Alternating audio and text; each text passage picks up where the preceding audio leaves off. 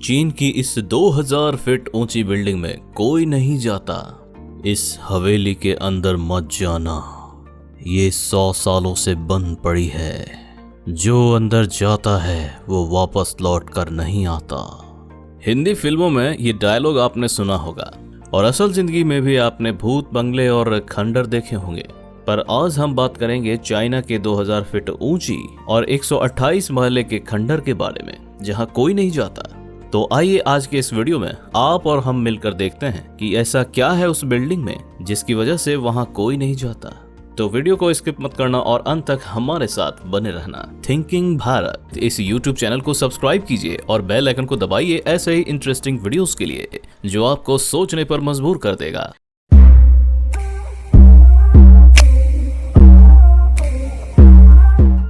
तेरह साल पहले तियानजिन चाइना में दुनिया की 5वीं सबसे ऊंची बिल्डिंग गोल्डन फाइनेंस 117 का कंस्ट्रक्शन शुरू हुआ।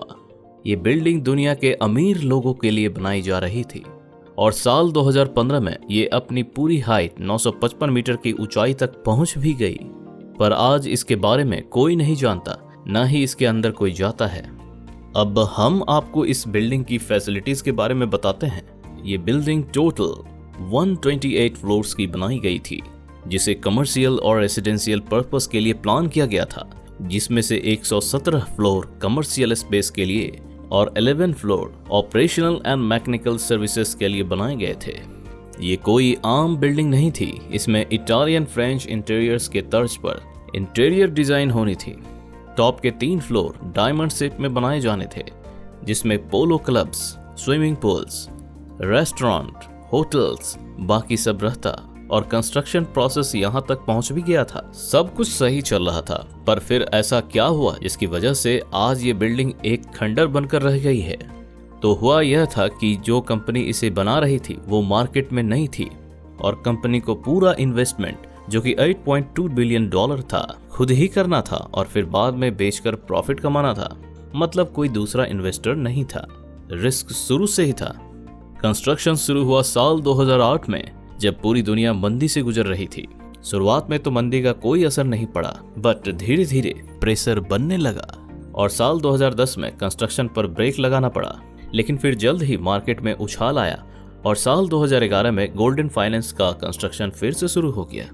ठीक से देखा जाए तो गोल्डन फाइनेंस 117 को बनाने के लिए कंपनी के पास पैसों की कभी कमी नहीं पड़ी।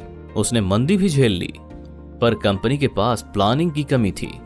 जैसे कि रिटर्न का सिर्फ एक ही तरीका था, कंस्ट्रक्शन कंप्लीट करके उसके पार्ट्स बेचकर प्रॉफिट कमाना। पर कंपनी ने इस बिल्डिंग को जिस जगह बनाया वहीं कंपनी की प्लानिंग की कमी को दिखाता है। गोल्डन फाइनेंस 117 इस तरह से बनाया जा रहा था जिसे सिर्फ और सिर्फ अच्छे खास अमीर आदमी ही अफोर्ड कर सकते थे। बट इसकी लोकेशन थी तियानजिन का इंडस्ट्रियल एरिया, जहां दूर दूर तक कोई अमीर नहीं रहता था। कंपनी बस इस उम्मीद में थी कि गोल्डन फाइनेंस 117 के बनने के बाद अमीर लोग यहां बाहर से मूव इन करेंगे। पर आप इमेजिन कर सकते हैं कि $8.2 बिलियन सिर्फ उम्मीद में इन्वेस्ट कर दिए, सीरियसली।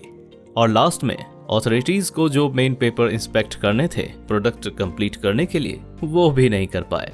ऑलमोस्ट $8.2 बिलियन का खंडर बना दिया इन्होंने, जहां कोई आता जाता भी नहीं। तो दोस्तों, इस वीडियो को देखकर आप समझ गए होंगे कि किसी भी चीज को करने से पहले प्लानिंग जरूरी है, वरना ऐसे ही $8.2 बिलियन का खंडर बन जाएगा।